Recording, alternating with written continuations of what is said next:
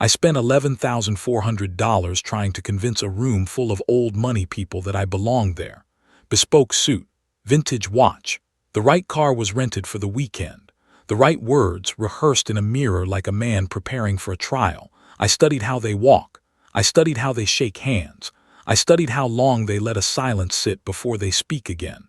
And in less than 4 hours, every single person in that room knew I didn't belong. Not because of anything I said. Not because of anything I wore wrong. They knew because of something money can't buy and rehearsal can't fake. This is the story of what happened when I tried to buy my way into old money and the brutal answer I got back. A few months ago, I saw a comment that stuck with me. Someone wrote, "This is cute, but old money people would never accept someone like us. You can dress the part all you want. They can smell new money from a mile away." I read that comment maybe a dozen times. Because if it's true, then everything we talk about on this channel, the idea that anyone can adopt these principles, anyone can carry themselves with more intention, none of that matters if the people at the top simply won't let you in. So I decided to test it. Not with a survey, not with research, with my own money, my own face, and my own reputation on the line. The plan was simple, at least on paper. I would spend real money, not influencer money, not borrowed money, my own savings, to build the complete aesthetic of old wealth in under 3 weeks. The clothes, the accessories, the transportation, the vocabulary, the posture, everything visible, everything performable, everything you could photograph and hold up as proof. Then I would walk into spaces where old money actually gathers. Not Instagram. Not a luxury hotel lobby where anyone with a credit card can sit and order a coffee. I mean the places where membership is inherited, where the waiting list is longer than some people's lives, where nobody is impressed by what you're wearing because everyone in the room already owns better and simply doesn't talk about it. I wanted one honest answer to one honest question. Can the look buy the acceptance? Or is old money something else entirely, something that has nothing to do with the price tag at all? Here's where it got complicated immediately. The first issue was access. You cannot simply walk into a private members club. You cannot simply attend a polo match at a property that's been in one family for 4 generations.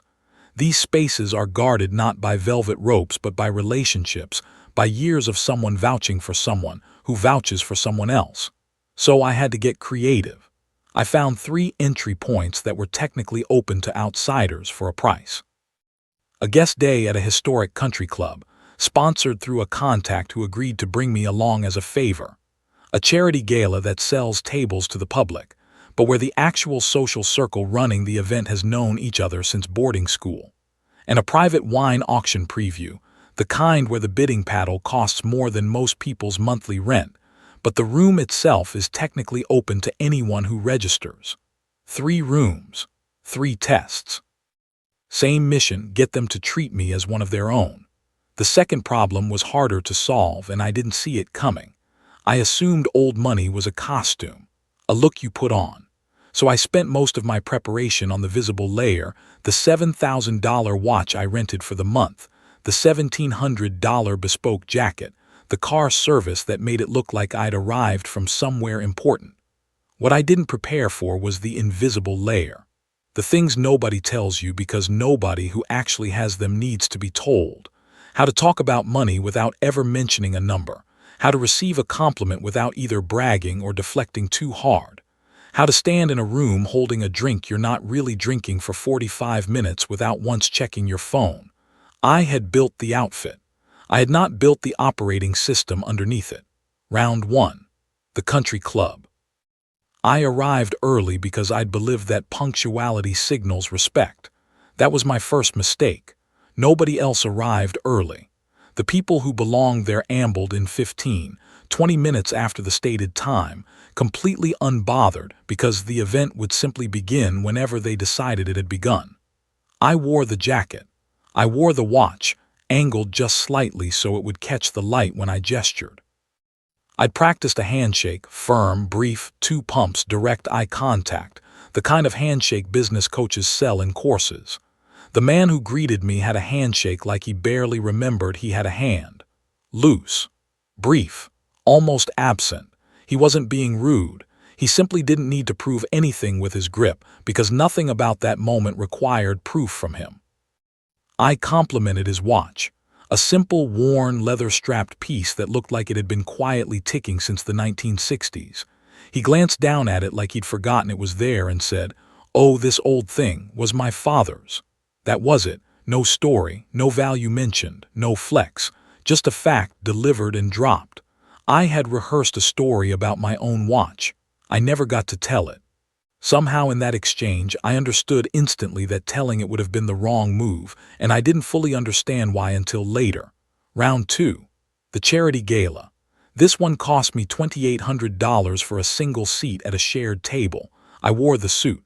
I'd practiced small talk topics, art, travel, and a quiet mention of a place we have in the mountains, which was, to be clear, a lie. I had no place in the mountains. I had a hotel reservation for one night 3 weeks earlier that I was repurposing as a conversation prop. The woman next to me asked where in the mountains it was. I named a region I'd researched. She smiled politely and said, "Oh, how lovely," and turned back to her actual friend at the table within 4 seconds. Not cold, not cruel, just done. The conversation had been weighed, measured, and closed, all in the time it takes to blink. I spent the rest of the dinner trying to re-enter conversations that had already decided I wasn't part of them. Nobody excluded me with words. They excluded me with a rhythm. Old money conversation has a rhythm, a give and take built over decades of practice, and a fabricated story about a mountain house does not have rhythm. It has a script, and scripts, I was learning, are detectable in real time. Round 3. The wine auction preview. This was the most expensive room. Registration alone ran me close to $4,000 just to be allowed to view the lots and mingle beforehand. I had studied vintages. I knew which regions were in that season.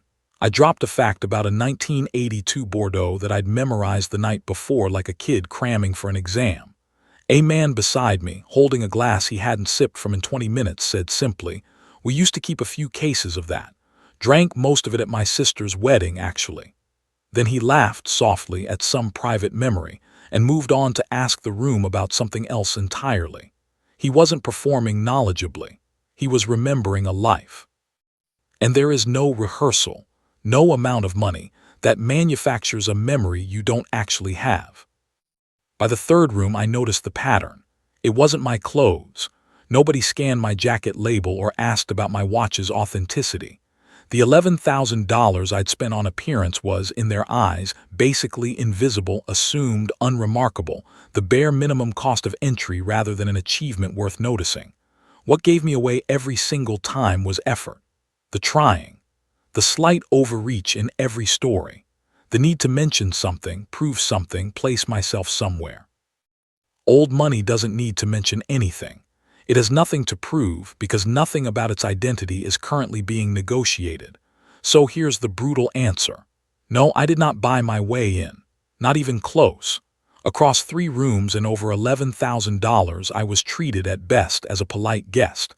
At worst, as background noise at present accounted for, and instantly forgotten the moment I stepped away from a conversation. Nobody was rude to me. That's the part that actually stung the most. Cruelty would have at least meant I registered as a threat worth dismissing. What I got instead was something gentler and far more damning: mild, brief, friendly indifference. The social equivalent of a polite nod toward someone delivering a package. The comment that started all this, "They can smell new money from a mile away," turned out to be only half right. They don't smell new money. They smell effort. They smell the tiny, almost invisible tension of someone trying to be seen a certain way. Old money has spent generations unlearning the need to be seen at all. That unlearning cannot be purchased, rented, or rehearsed in 3 weeks. It's built through decades of simply never having to wonder whether you belong in the room. This was, by every honest measure, a failed experiment. I did not get accepted. I did not get invited back. One contact, very kindly, did not respond to my follow-up message at all, which told me everything I needed to know without a single written word. But here's where the failure actually became the most useful thing that happened all month.